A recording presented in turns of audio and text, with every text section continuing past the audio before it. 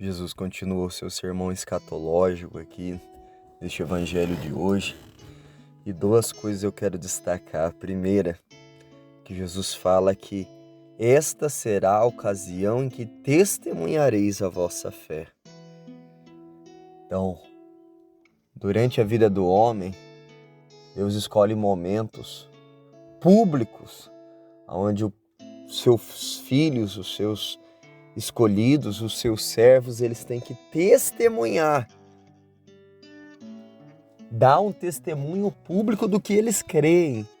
Por isso que o católico ele não foi chamado a ficar escondido.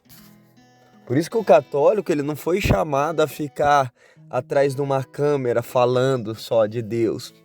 Ele foi chamado a sair, meu irmão, e testemunhar fisicamente, externamente aquilo que ele crê. Assim como Pedro foi reconhecido como um servo, como um apóstolo de Cristo, o mundo precisa olhar para mim e para você e ver algo diferente, algo que choca. E o que choca, o que impacta, como diz Madre Teresa de Calcutá, se você não impactar o mundo, você não serve. A força da cruz, a virtude da cruz, a fidelidade a Deus.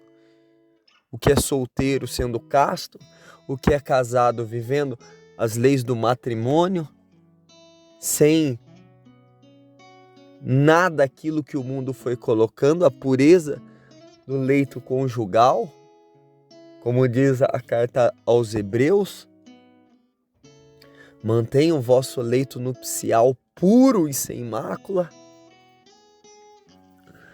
Os anciãos, as viúvas, os viúvos dando testemunho de santidade e de pureza nesse tempo. E assim vai. Basta viver o básico. Assim como eu vi esses dias que nunca ficou tão fácil uma pessoa se destacar no seu serviço. Basta ela cumprir o horário, ela ir todo dia, ela fazer o básico que ela já se destaca, porque o negócio está tão feio na sociedade, as pessoas estão tão irresponsáveis que uma pessoa que faz somente a sua obrigação, ela já é destacada.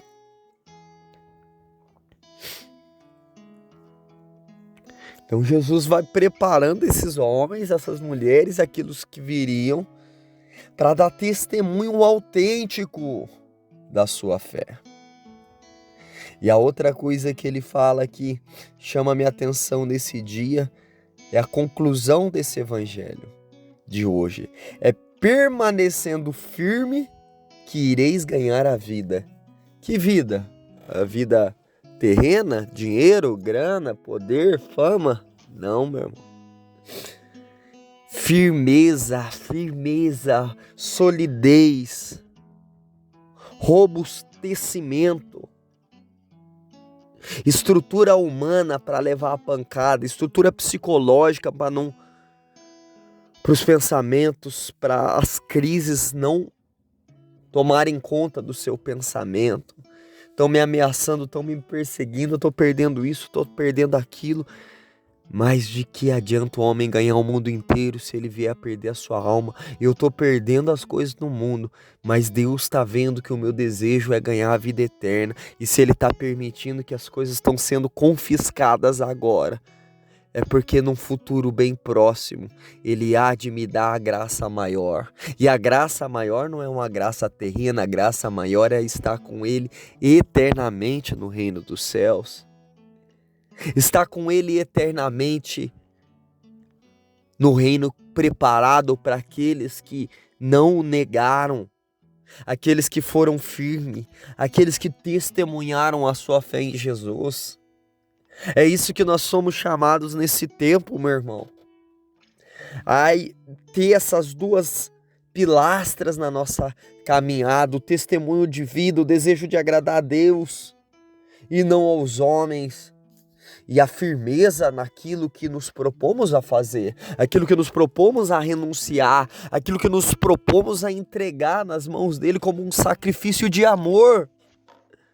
Ah, mas isso não é pecado. Ah, mas isso não sei o quê. Mas é um sacrifício de amor. Assim como ele se sacrificou por mim, deixa eu viver esse sacrifício de amor por ele. essa renúncia de amor por Ele, esse escândalo aos olhos dos pagãos por Ele. E aí você vai entendendo as atitudes dos santos quando você lê as biografias deles, como eles saíram do padrão da sua época.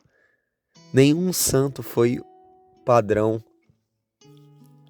nenhum santo era igual os homenzinhos fracos da sua sociedade. Todos eles saíram do padrão, todos eles buscaram uma maneira, ainda que você olhe para uma sociedade lá atrás e consiga enxergar uma sociedade bem mais pura que a nossa, você vai ver que aqueles que se destacaram, aqueles que subiram aos altares, aqueles que foram honrados pela Mãe Igreja, eles saíram da normalidade.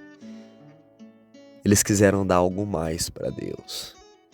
Eles quiseram dar algo mais para aquele que deu tudo por amor a eles.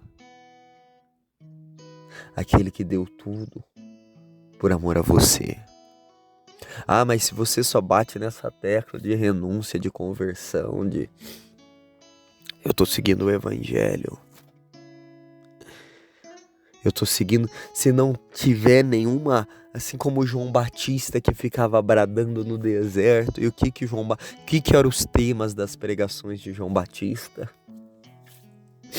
Era isso, meu irmão, ameaça, inferno, pena do inferno. Dizem que João Batista pregava sobre 3 coisas. Eu tenho um livro dos Arautos do Evangelho, o Homiliário, do Monsenhor João Clar. E os 3 assuntos das pregações de João Batista eram essas: as penas do inferno, o inferno e o céu.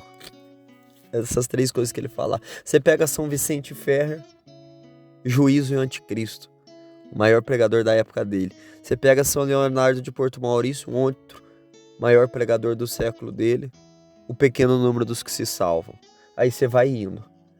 São João Maria Vianney, os temas da pregação dele: santificação do domingo, santidade no falar, no comer e no beber. Ele descia a lenha em bebida, ele descia a lenha no não guardar o domingo, que é hoje, ninguém guarda o domingo. As pessoas não conseguem ser fiel na missa no dia de domingo. E acha que vai se salvar, e acha que vai ter força para testemunhar a Deus, se não ama Deus a ponto de guardar o domingo. E os dias santos, meu irmão, você acha que no dia da grande prova, que vai ser derramado na tua vida, estou nem falando de volta de Jesus, da tua vida, porque ele virá. Como diz Santo Agostinho, quem vive bem morre bem, quem vive mal morre mal. Se eu não procurar viver intensamente os mandamentos de Deus diariamente, eu não vou encerrar minha carreira bem. Que nesse dia, que nessa quarta-feira, ouvindo esse áudio, aonde ele chegar, meu irmão, você tome uma postura. Volte a pagar o preço, volte a desejar o céu. Saia desse estado de apatia, de paralisia que você entrou. Saia das patas malignas de Satanás e volte para o jugo suave de Deus.